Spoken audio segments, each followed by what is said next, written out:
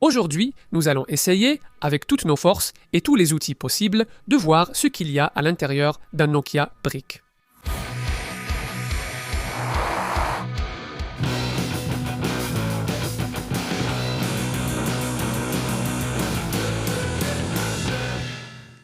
Celui-ci est l'original, ce n'est pas celui qui est sorti après lors de la réédition, non.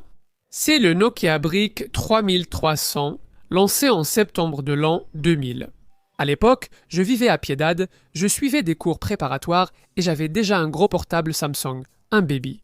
Sa particularité, il diffusait différentes musiques en son nom, pas juste un simple trim. Ce petit Nokia a été inventé par une femme, Lauren Tram Middleton, et il s'est vendu tout simplement à 126 millions d'exemplaires.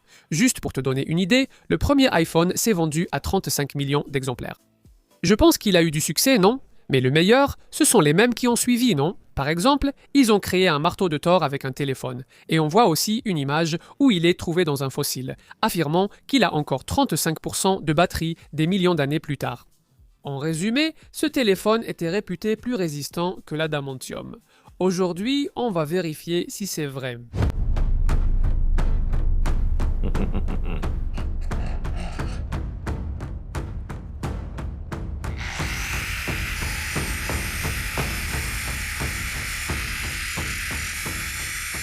Je pense que ce petit appareil mérite du respect, non? On l'a acheté d'occasion sur internet et il paraît qu'il fonctionne toujours. Alors, ce que tu vas voir maintenant, c'est une scène anthologique. Une scène qui va rester dans l'histoire, ce Nokia Brick en train de s'allumer. Je dois juste découvrir où est-ce qu'on l'allume.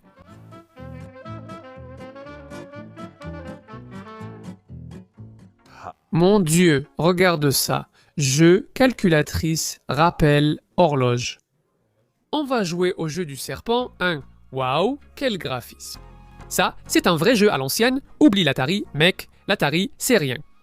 Le vrai jeu à l'ancienne, c'est le jeu du serpent sur le vieux Nokia Brick. Regardez-moi ces graphismes, les gars.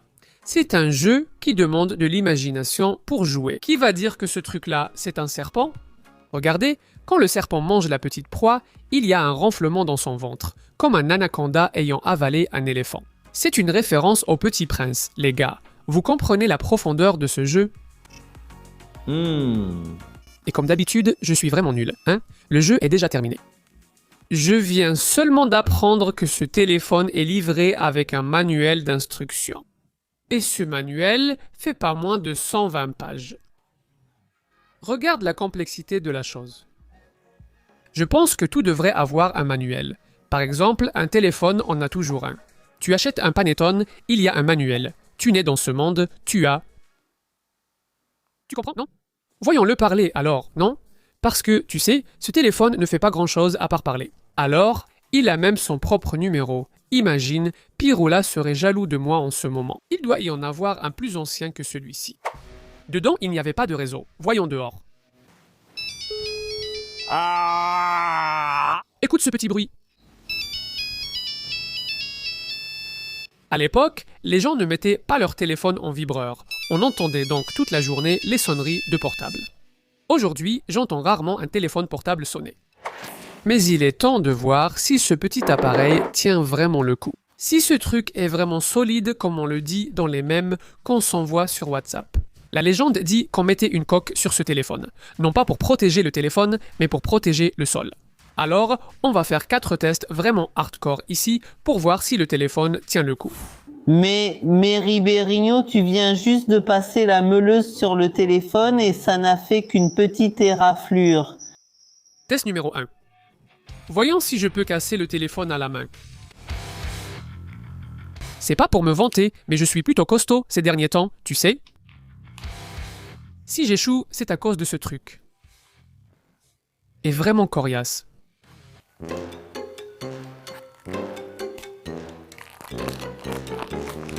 Ça fait même des petits bruits, non? Ça ne casse pas, non. Bien vivant, comme on dit. Test numéro 2. Chute. Oups. Oups, la coque s'est détachée à l'arrière, mais c'est normal, non? Rien de cassé, il suffit de la remettre. C'est revenu.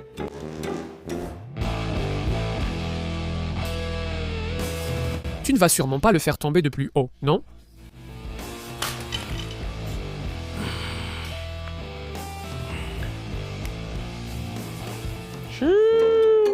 Tu crois qu'il n'a pas résisté? Il ne veut pas s'allumer. Il ne va pas tenir, hein? Ah, mon gars, et ça marche. Prêt pour le test numéro 3. Feu. En fait, c'est avec un briquet, parce que balancer un chalumeau avec le téléphone, là, on exagère un peu, non? Voyons s'il tient au moins 10 secondes ici. 1, 2, 3, 4, 5, 6, 7, 8, 9, 10. L'écran est abîmé, mais le téléphone marche toujours.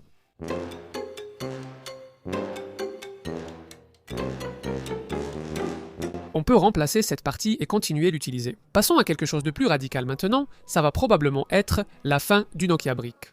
S'il survit à ça, il survit à n'importe quoi.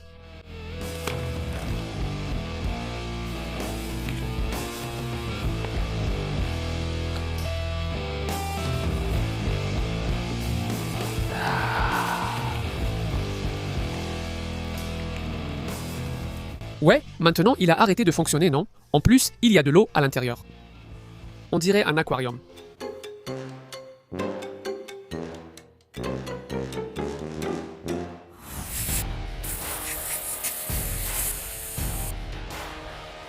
Une heure et demie au soleil.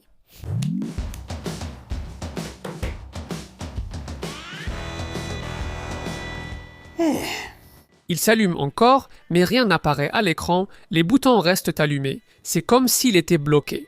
Notre méthode n'était pas la meilleure pour un téléphone tombé dans l'eau. Il faudrait le laisser sécher bien plus longtemps. Certains utilisent du riz ou du gel de silice pour éliminer l'humidité et éviter les courts-circuits à l'allumage.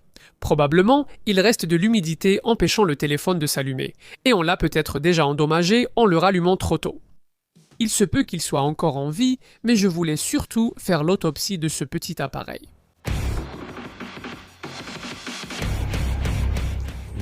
Waouh! Regarde combien de couches il y a dans ce téléphone. Il y avait une coque externe, sûrement personnalisable en couleur. Je n'ai jamais eu ce téléphone, mais Marie en avait un plus récent, vers 2003, où il était à la mode de changer la couleur de la coque. Ensuite, il y a la petite membrane en caoutchouc du clavier. Cette membrane passe à travers cette coque en acrylique qui est ici devant et va actionner ces boutons qui sont ici au fond. Sur ces boutons, c'est assez intéressant de voir qu'il y a des petites billes en métal et ce sont elles qui vont faire le contact ici sur la carte, sur les boutons. Et en même temps, l'écran et le haut-parleur sont aussi séparés. Leur contact se fait directement sur la carte, juste en touchant, il n'y a rien de soudé.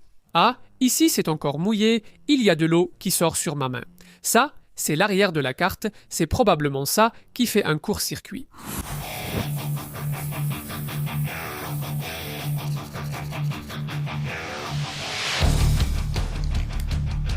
Ça va s'allumer, ça va s'allumer, ça va s'allumer, ça va s'allumer, ça va s'allumer. On a ressuscité le petit Nokia. Ha ha ha ha ha ha ha ha ha ha. Autrement dit, il a survécu à tout.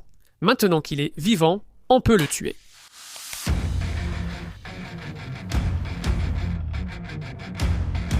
Sur la carte principale du téléphone, une protection semblable à une armure recouvre les composants. Je pensais que c'était une protection mécanique, mais en voyant la fabrication de la tablette, j'ai compris que non. Cela sert à éviter les interférences radio sur les composants. Après tout, le téléphone est une radio, n'est-ce pas? Il émet et reçoit des signaux radio. Ce qui est fou, c'est qu'à l'arrière du téléphone, les modules ne sont pas soudés, juste posés sur la carte pour faire contact.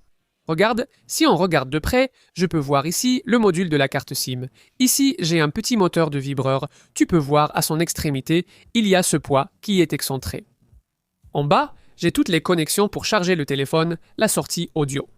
À côté se trouve le microphone. En haut, la connexion batterie et le bouton d'alimentation. Je crois que ces connexions en haut servent à l'antenne, pas au bouton d'alimentation, qui est déjà sur la carte ici en haut.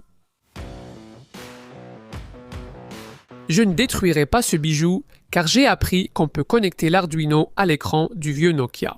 Alors, peut-être pour une prochaine vidéo, voilà l'idée de faire un petit jeu, je ne sais pas, afficher quelque chose ici sur l'écran, et je voulais aussi faire un cadre avec les restes de téléphone portable, comme on l'a fait avec ce robot qui a presque battu le rat en caoutchouc. Si, dans 1 milliard d'années, les extraterrestres arrivent sur Terre et que la race humaine a déjà disparu depuis longtemps, peut-être que la seule chose qu'ils trouveront sera ça ici.